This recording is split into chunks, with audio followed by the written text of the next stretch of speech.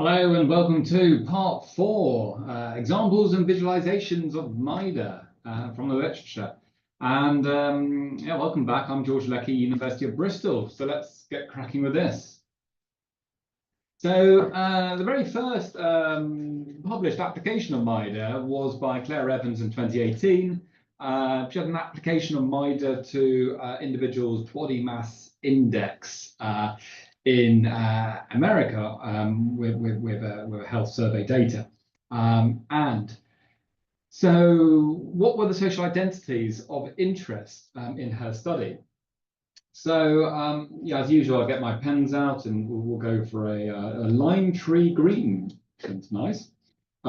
She had 5 variables of interest. They were gender, ethnicity, income, education, and age. So 5 social identities. Gender had 2 categories, male and female. Ethnicity had 3 categories. And, you can see what they are up here: white, black, Hispanic. Income had 4 categories: low income, low mid income, high mid income, and high income. And so that would have been that may well have been a continuous measure which has been categorized. It's something you have to do in MAIHDA analyses. We're working categorical variables here. Education has 4 categories: less than high school, completed high school, some college, but no degree. So I guess this maybe, yeah, okay, and then college degree or more. Okay, fine. And then age has 4 categories as well: 18 to 29, 30 to 44, 45 to 59, and 60 plus. So with 2 by 3 by 4 by 4 by 4 categories, you multiply it up. What do you get? No, not 385, you get 384. So that's a typo. That should say 384. That's the theoretical maximum number of intersections. Now, it could happen that in the data you might not observe individuals in all of them, because some of these are going to be pretty rare. So if you choose, for example, the rarest ethnic group, which perhaps is the Hispanic Latino one, and then you might perhaps 60 plus is well, no, let's pick the 18 to 29-year-olds Latino, and then let's say they're high income. Okay, well, they're only 18 to 29. Are they really, not going to have many high income? And then let's combine high income 18 to 29 with less than high school. Okay, so they're a high school dropout, yet they've got really high income and they're very young. So you're going to get very few individuals in particular combinations. And more generally, in the kind of multiply marginalized are often rarer groups. And so if you're rare on this category, rare on that, rare on that, rare on that, there might be a particular interest because of that. But you're not going to observe so many individuals, and it might even be empty, in which case you might want to oversample and so on if you're collecting your own data. Okay, so that's what's going on there. Okay, so let's shift on to the next slide. So we've got 384 intersections. We're interested in how mean BMI varies across them in all its nuance. So the first thing you might do is, well, the first thing that you will do is to fit model 1. Okay, so let's get a new pen color, and we're going to go for let's go for red. Okay, that sounds not particularly exciting in the color palette, but there we go.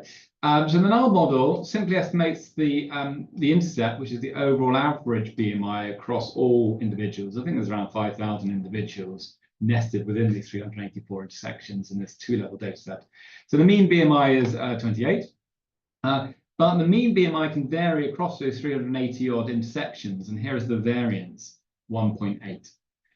But crucially, within any given intersection, people are heterogeneous, and there's a lot of individual heterogeneity.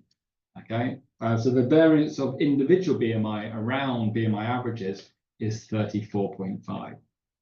And so we're really interested in the relative magnitude of those 2 numbers. And if you do the maths and say, well, what proportion of the total is due to the strata effects, you'll see is 5%.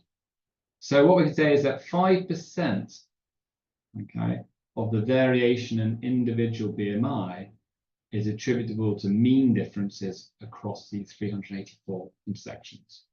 And that's our effect size, our VPC effect size. It's saying what is the magnitude of intersection inequalities? How important are they? Well, 5%. Okay, so maybe we do the same study in another country, you get 8%, and another one 2%. So that's kind of interesting to compare. Okay, so that's model 1. So you do that first of all. And then what you do is you jump on to model 2. And that's the model where you put in the additive main effects, and you find kind of probably what you expect in terms of additive main effects. You know, the point of MAIHDA is to go beyond that. So we're not necessarily going to learn much new from the betas. We see that, excuse me, females have higher BMI than men, all else equal.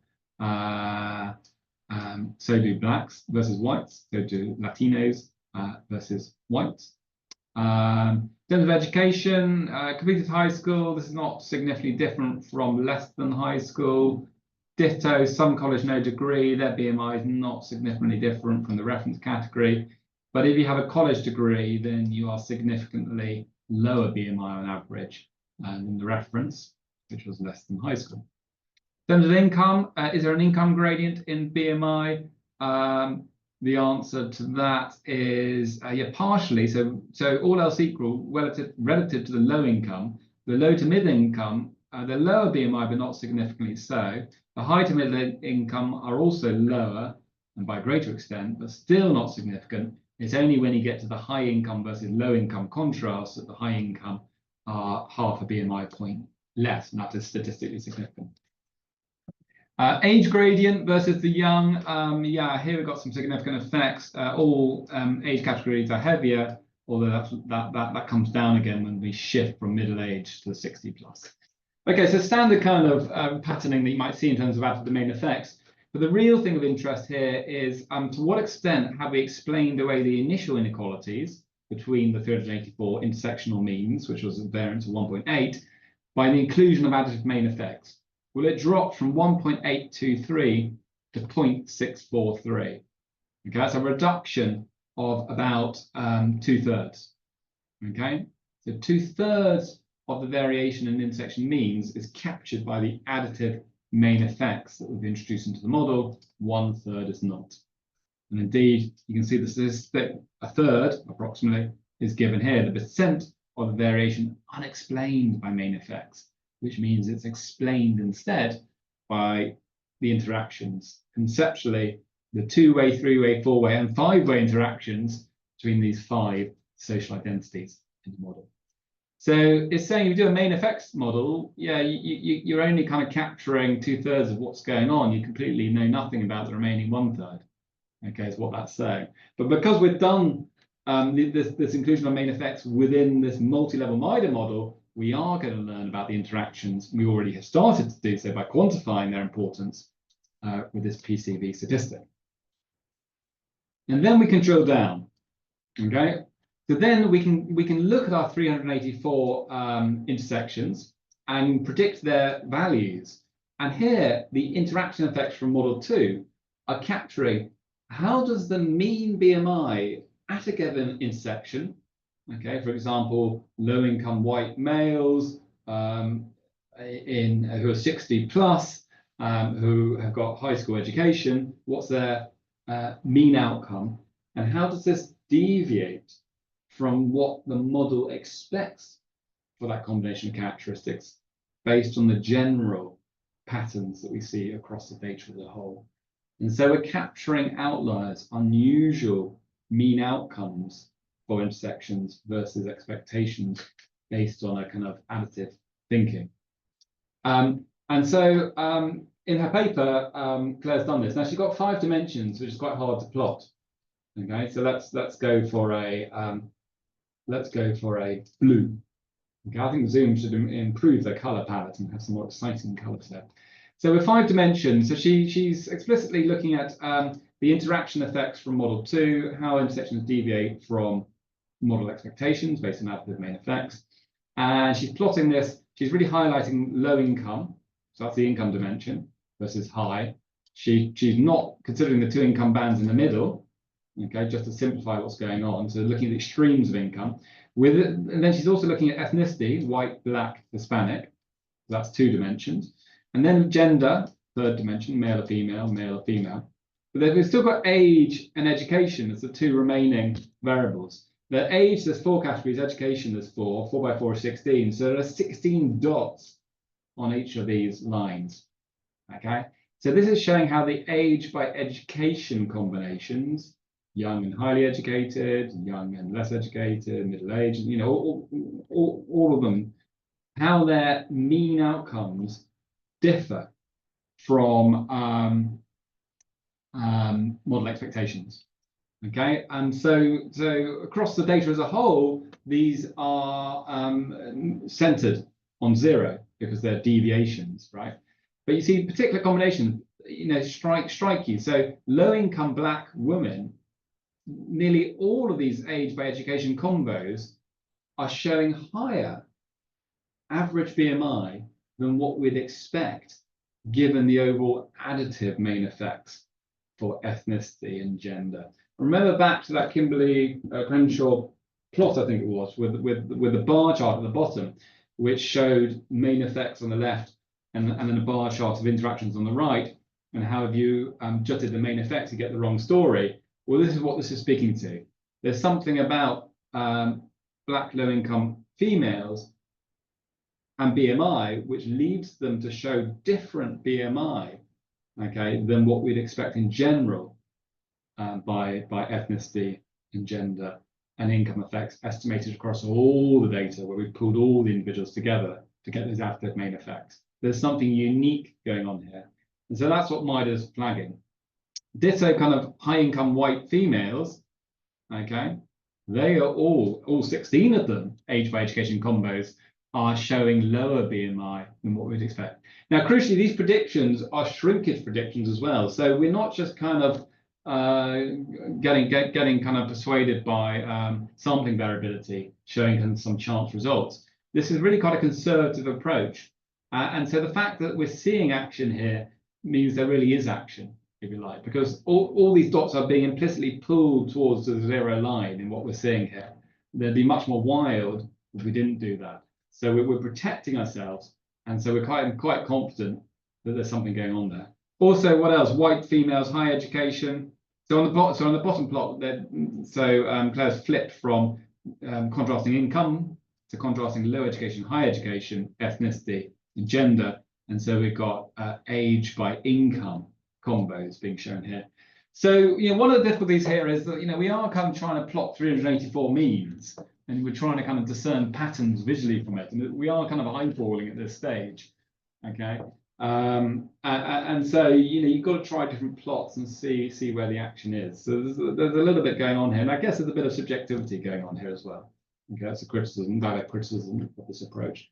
But we are trying to kind of, you know, trying to see where the action is in terms of interactions in a way which allows that more than really conventional regression, which is very hard to work with if you've got a 5-way interaction.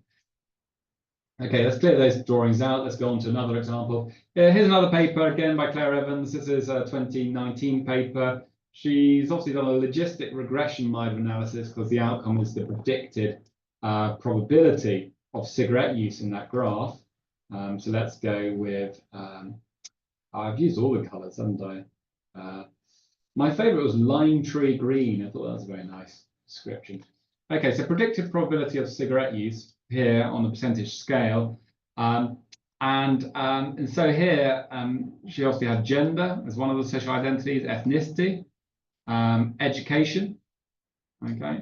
But then in addition to that, quite interestingly in this study, they combined those kind of classic social identities with something more traditionally contextual about the neighborhood that you grow up in and the school you grow up in. And so it's whether the neighborhood's poor, whether the school's poor, whether you're both in a poor school, poor neighborhood, sorry, non-poor, or both poor, or I guess no context is we don't know. And so we've cut the data that way into those 5 groupings, and that's what the 5 error bars are in each little panel.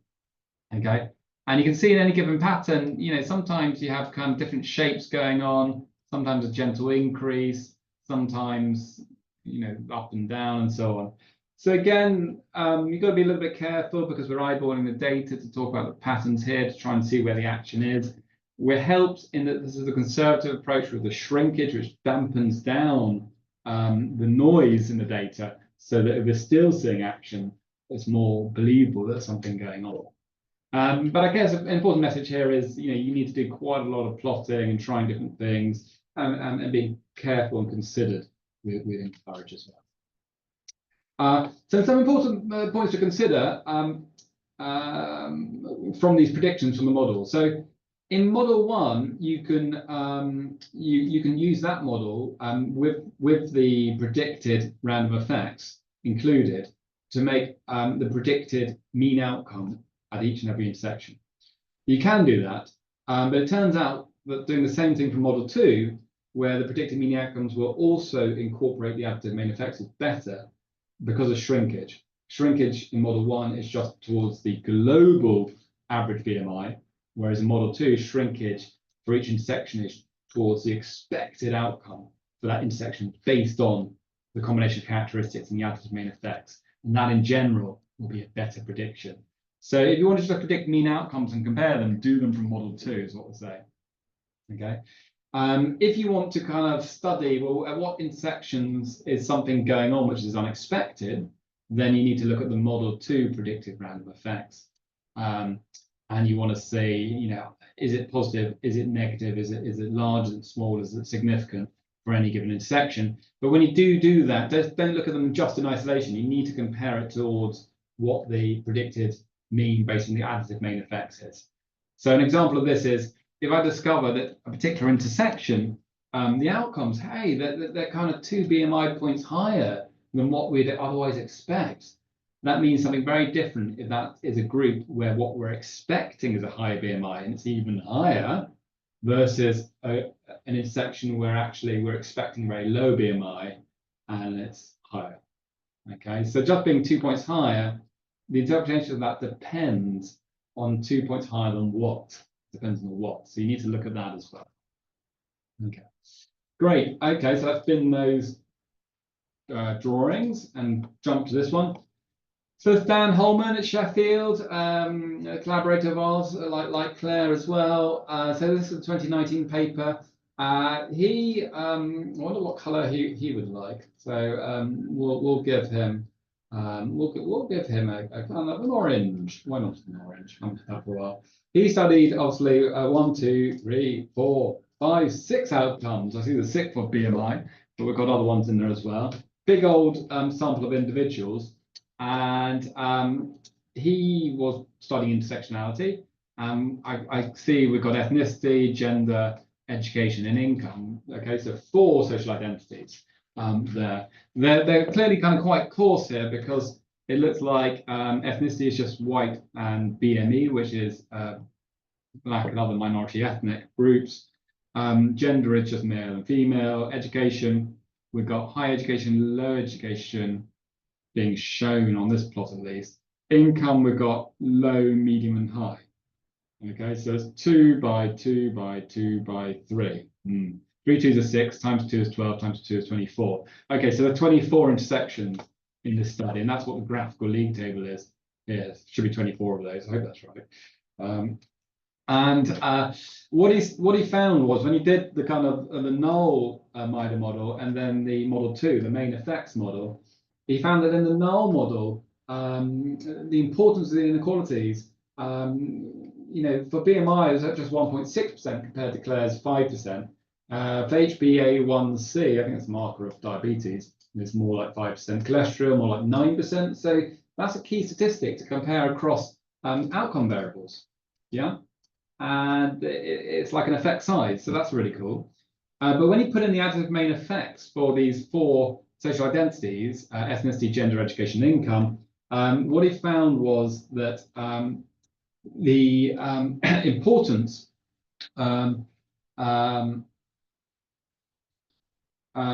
really the kind of the remaining importance of the interactions versus individual heterogeneity, which is substantial, was pretty trivial.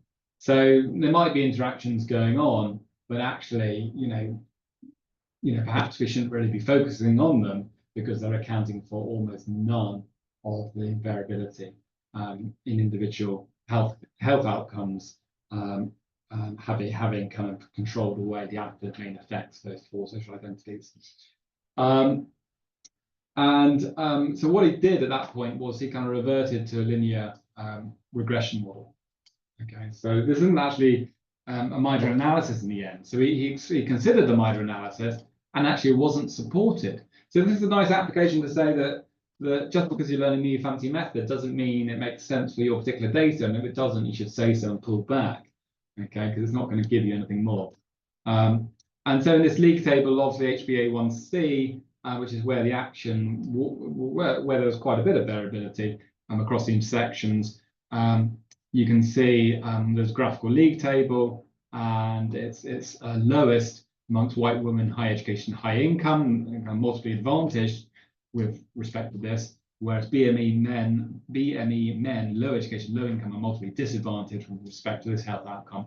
With much wider confidence intervals here because these are BME who are kind of a minority ethnic group versus the white majority, and then obviously you get tight precision with bigger samples.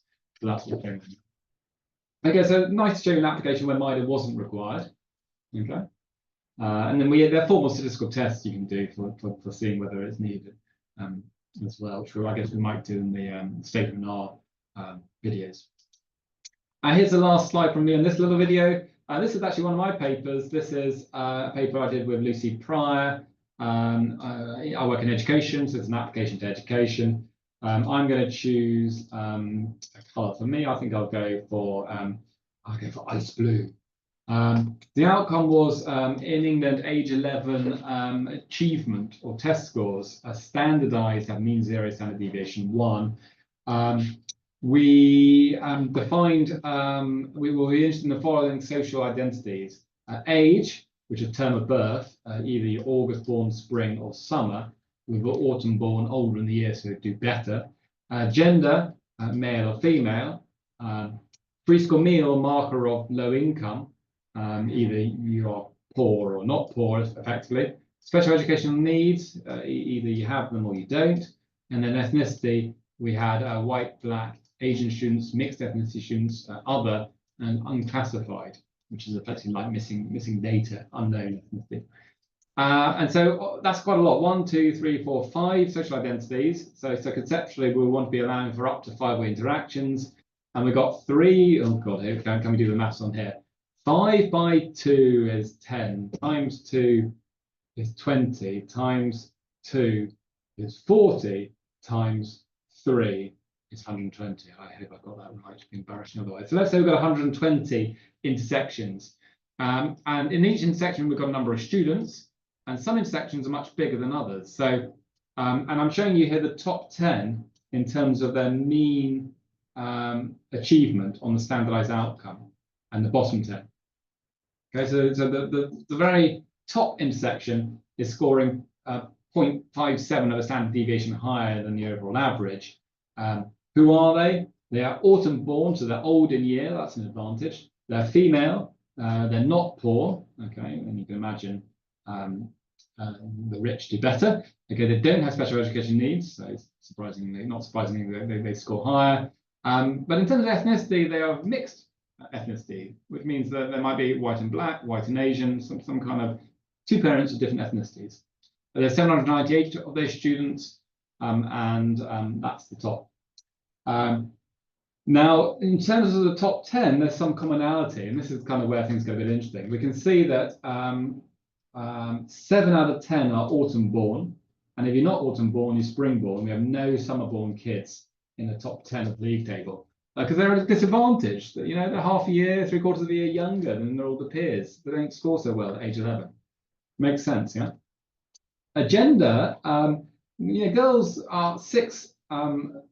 They win 6-4 in the top 10, but so it means that gender isn't really kind of crucial for determining your ranking, if you like.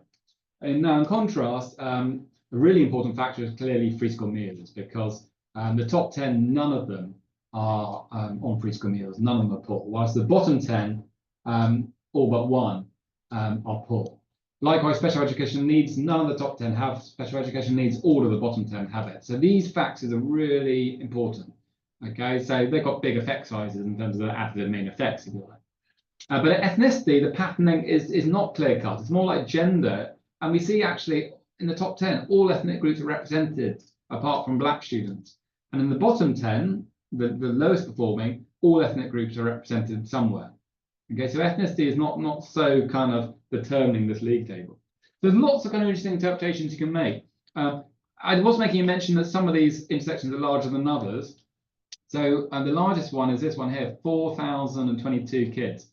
So these are autumn born, well, a third are autumn, spring, summer, so that's not very important. Gender, there's 50-50 splits, so that's not important. Now they are not on free school meals. Now the vast, maybe 3/4 of the kids are not free school meals. So the majority group, they're not SEN, maybe that's about 90%. So again, majority white. Yeah, and white's the biggest ethnic group. So that makes sense, it's the biggest. Whereas the rarest, with only 15 kids, okay? Now, again, age and gender don't matter because the data is balanced with respect to that. Now, they are poor. Again, only a quarter of kids are poor overall. They are also SEN, and only 10% are SEN overall. So rare group combined with rare group combined with the rarest ethnic group, missing ethnicity. And there's only 15 of those when it comes to the males, Norton born for that. So our predicted mean outcome -1.12, which is a shrinkage one, so it's got much better statistical properties than the simple mean. It's still going to have a wide confidence interval on it. There's only 15 data points. Okay, but often we're interested in those multiple rare categories and multiple marginalized. So hopefully this was a useful plot to show you kind of different ways to interpret the data, different things you can do to try and communicate your results. Hope that was useful. And that's me done on that video. It's going to be back to Andy for the fifth video. I believe the fifth are going to be, we're going to have the R and Stata videos. Okay, so you'll see one or other of us depending on which software package you pick. Pick Stata. Okay, bye bye. Thank you.